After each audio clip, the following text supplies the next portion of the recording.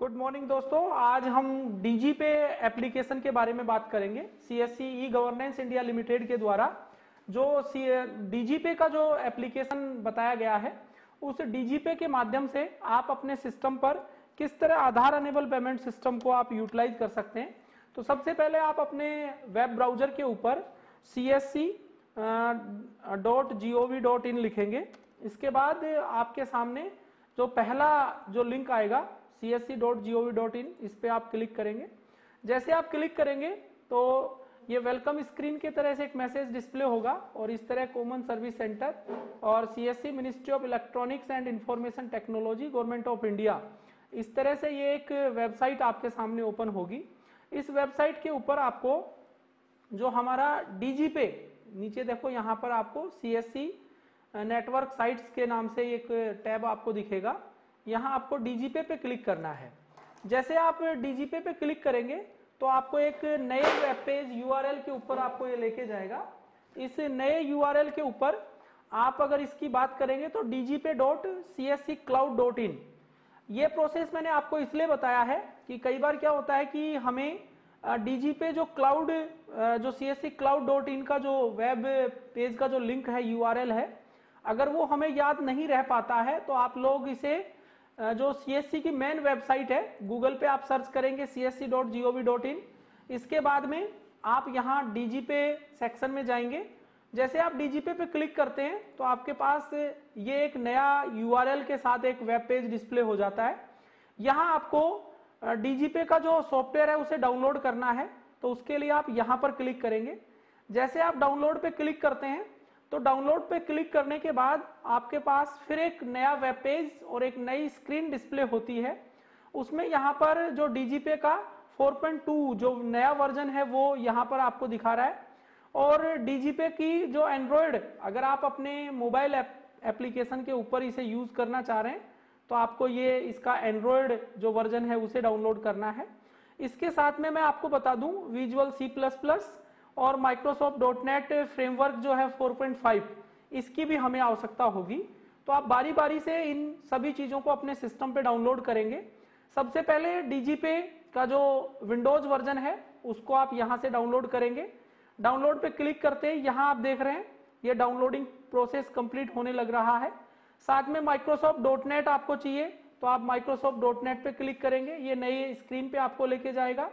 इसी के साथ में विजुअल C++ 2010 का ये वर्जन दिया हुआ है, इसे भी आप यहाँ से डाउनलोड कर सकते हैं। देखिए डीजीपे वाला जो लिंक अपन ने यहाँ पर डाउनलोड में क्लिक किया था वो डाउनलोड पूरा हो गया। यहाँ आप क्लिक करेंगे। क्लिक करने के बाद आपके सामने ये विंडो आ जाती है। यहाँ आपको अपना डीजीपे जो एप्लीकेशन है उसे यहाँ से आप इंस्टॉल कर सकते हैं। इसे डबल क्लिक करेंगे, ये एक्सट्रैक्ट के लिए आपको कह रहा है तो आप इसे एक्सट्रैक्ट ऑल कर देंगे। एक्सट्रैक्ट, इस तरीके से देखो ये पूरा का पूरा सॉफ्टवेयर यहाँ पर एक्सट्रैक्ट होके आ गया। यहाँ डीजीपे के सेटअप पे आपने डबल क्लिक किया, फिर आपको यस बटन पे क्लिक करना है और यहाँ से नेक्स्ट नेक्स्ट करके आप इस एप्लीकेशन को अपने सिस्टम पर इंस्टॉल कर सकते हैं। तो ये तो प्रोसेस थी हमारे इस सिस्टम को इंस्टॉल करने की। देखिए जैसे आपके कंप्यूटर सिस्टम में ये एप्लीकेशन यानी डीजीपे एप्लीकेशन इंस्टॉल हो जाएगा तो आपकी मॉनिटर स्क्रीन पर इस तरह का आइकन आ जाएगा। आपको इस आइकन पे डबल क्लिक करना है। जैसे आप डबल क्लिक करेंगे तो डबल क्लिक करते ही आपके सामने इस तरीके से ये एक मैसेज आ रहा है, ये लिखा हुआ रहा है unable to detect registered biometric device, यानी कि आपके इस सिस्टम के साथ बायोमेट्रिक डिवाइस इंसर्ट नहीं है, तो हमें बायोमेट्रिक डिवाइस को इंसर्ट करना है।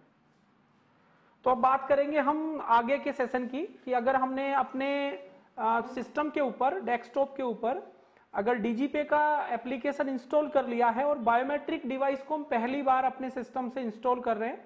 कुछ देर पहले हमने बायोमेट्रिक डिवाइस को इंस्टॉल करने का प्रोसेस आपको बताया। उसके बाद आरडी सर्विस ऑनलाइन वाले साइट पे अपन जाएंगे। यहाँ आप देखेंगे कि आरडी सर्विस ऑनलाइन रजिस्टर्ड का एक लिंक आपके सामने आएगा। यहाँ आप क्लिक करेंगे और इसके बाद में आपको डाउनलोड वाले ऑप्शन में जाना है और डाउनलोड में जाने के बाद आप विंडोज पे जाएंगे। यहाँ पर क्लिक करते ही ये विंडोज आरडी सर्विस करके आपके सामने एक ऑप्शन ओपन होगा। अब हम उसे कंटिन्यू आगे बढ़ाएंगे। डीजीपे जो एप्लीकेशन हमने इंस्टॉल किया, डाउनलोड करने की प्रोसेस हमने आपको पिछले जो स्लाइड्स में हमने प्रक्रिया के दौरान आपको बता दी। जिस तरीके से आपने सेटअप को इंस्टॉल किया, डीजीपे के जो सॉफ्टवेयर को जो डाउनलोड किया था आपने, जो मैंने आपको साइट बताई थी कि यहाँ से आप csc.gov.in पे गए थे आप यहाँ से, और जाने के बाद जो इसका मेन वेबसाइट का पेज आया वहाँ आप चले गए थे। डीजीपे जो लिंक है अपना डीजीपे, आप डायरेक्टली भी ओपन कर सकते हैं dgpe.csccloud.in। यहाँ पर हमने डाउनलोड सेक्शन में गए थे और डाउनलोड सेक्शन से ये सारे एप्लीकेशन हमने यहाँ डाउनलोड किए। डाउनलोड करने के बाद उसे इंस्टॉल करेंगे और इंस्टॉल करने के बाद ये एक आइकन हमारे पास आ जाता है। इस आइकन पे आपको मैंने कैंसिल किया दोबारा से, ये आइकन डीजीपे का आपको शो कर रहा है। यहाँ डबल क्लिक करेंगे। जो ही आपने डबल क्लिक किया, ये आपको कहेगा एंटर यूर CSC ID। तो आपको यहाँ पर अपनी CSC ID को एंटर करना है। उसके लिए आप यहाँ कर्सर को छोड़ेंगे। मैंने ये एक CSC ID मेरा एंटर किया है और इसके बाद मैंने प्रोसीड किया है। ये एंटीवायरस होगा तो आप इसको अलाउ कर देंगे यहाँ से, और अलाउ करते ही ये आपको आगे प्रोसेस के ऊपर लेके जाएगा। यहाँ कुछ नीचे आपको सेकंड्स टाइमिंग शो कर रहा है। कुछ देर आपको वेट करना है और वेट करने के बाद आपके मोबाइल स्क्रीन पर कुछ देर बाद में आपको एक एप्लीकेशन रन होगा, एक चीज आपको डिस्प्ले होगी। ये देखो आपको डिस्प्ले कर रहा है OTP send to registered email ID. आपकी रजिस्टर्ड ईमेल आईडी के ऊपर आपके पास एक OTP गया है।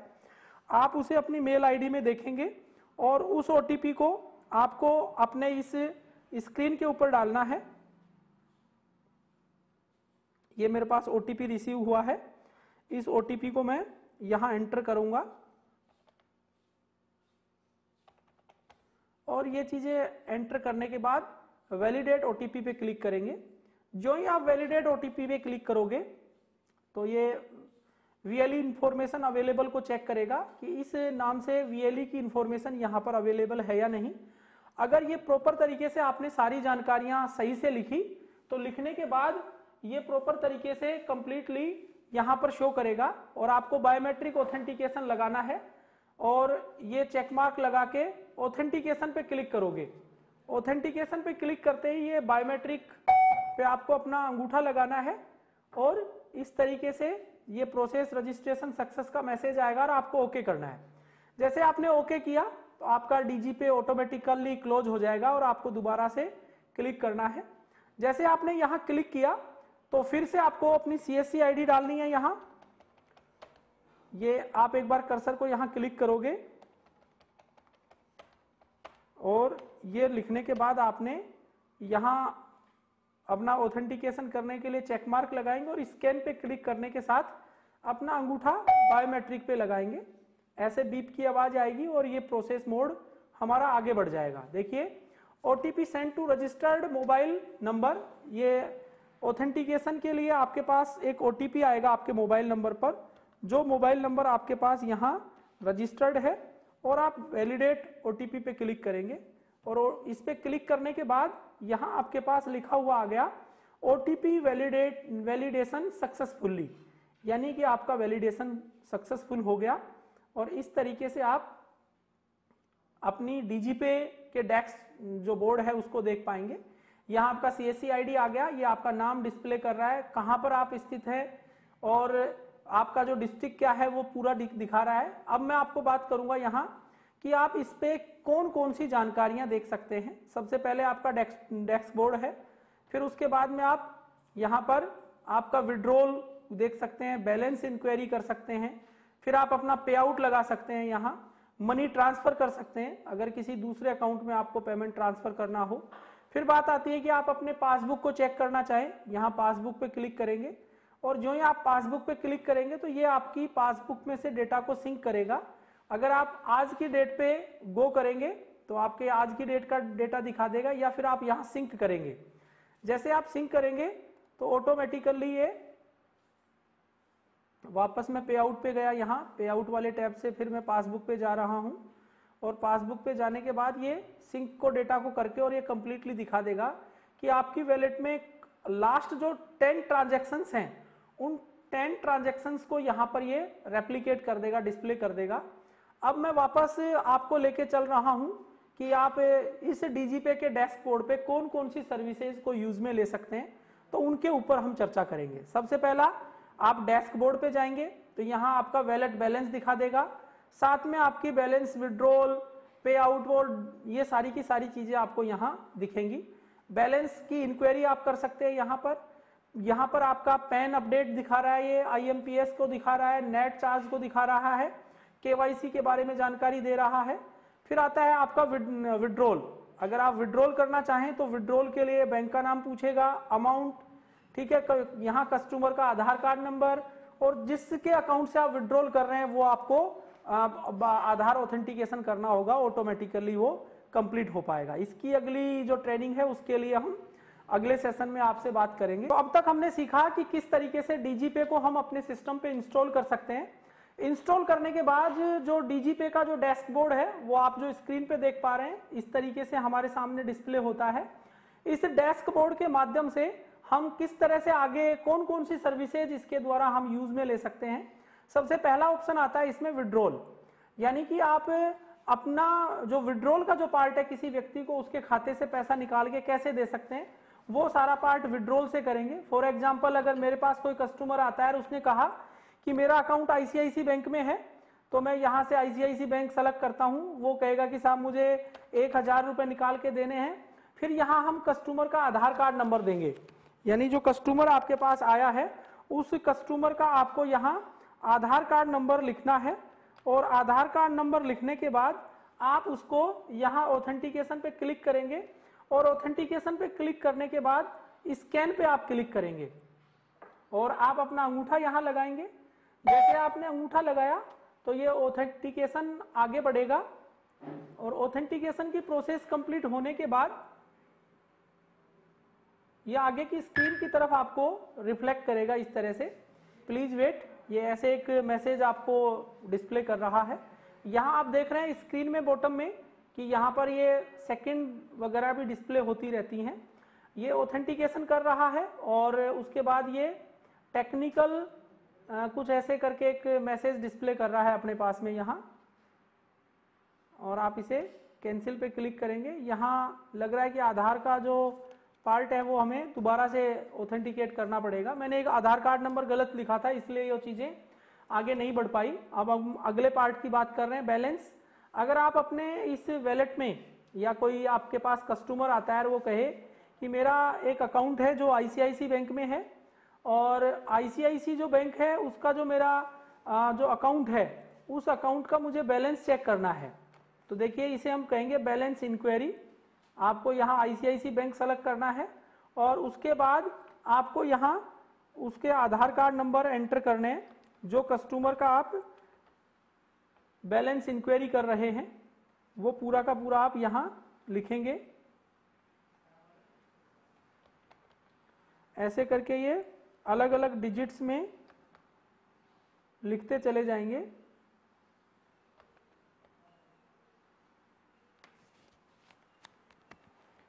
ये जो आपने एंटर किया है इस आधार कार्ड में मुझे एक डिजिट का मिस लग रहा है,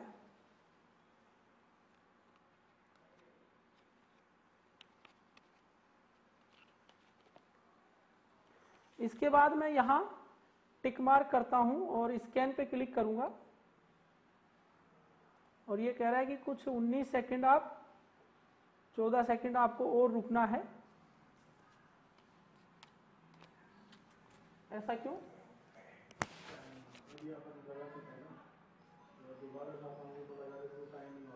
तो ये कुछ टाइम सेकंड यहाँ पर रिफ्लेक्ट हो रहे थे, उसके बाद हम आगे बढ़ेंगे और टाइम कंप्लीट होने के बाद आप स्कैन पे क्लिक करेंगे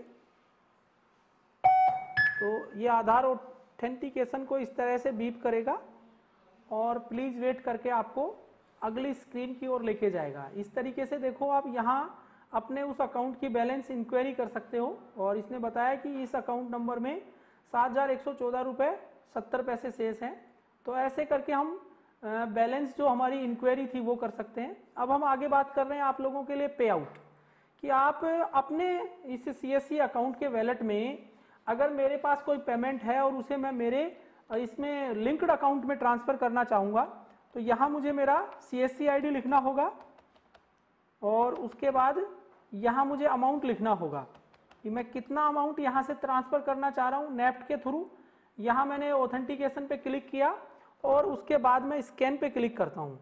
जैसे मैं स्कैन पे क्लिक करूँगा, देखो ये प्रोसेस होगा आगे और ये आपको बता देगा प्लीज वेट, और कुछ देर बाद में हमें ये मैसेज डिस्प्ले करेगा कि आपका अकाउंट ट्रांसफर हुआ या नहीं हुआ।